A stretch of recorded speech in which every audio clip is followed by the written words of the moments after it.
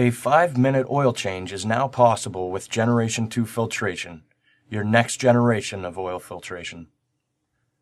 Before changing the G2F element, the first step is always safety. Make sure all safety rules, regulations, and lockout procedures are followed.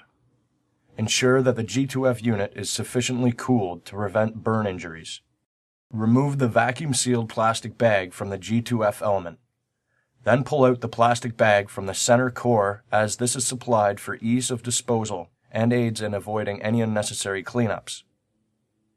Next, place the new G2F element on the plastic bag supplied. Now remove the lid by turning the T-handle counterclockwise and place the lid upside down on a clean surface. Then, reposition the new G2F element over the main lid bolt of the G2F lid. Take the supplied plastic bag and place it over the G2F unit, and then grab the straps on top of the G2F element and pull upwards to remove the used element.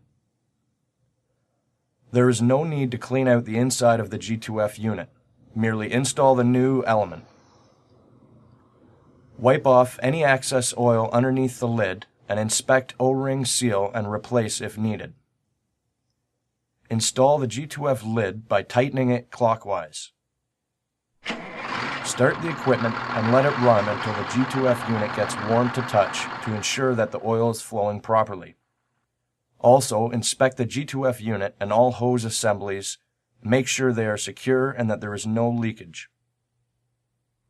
A 5-minute oil change is now possible with Generation 2 filtration, the next generation of filtration.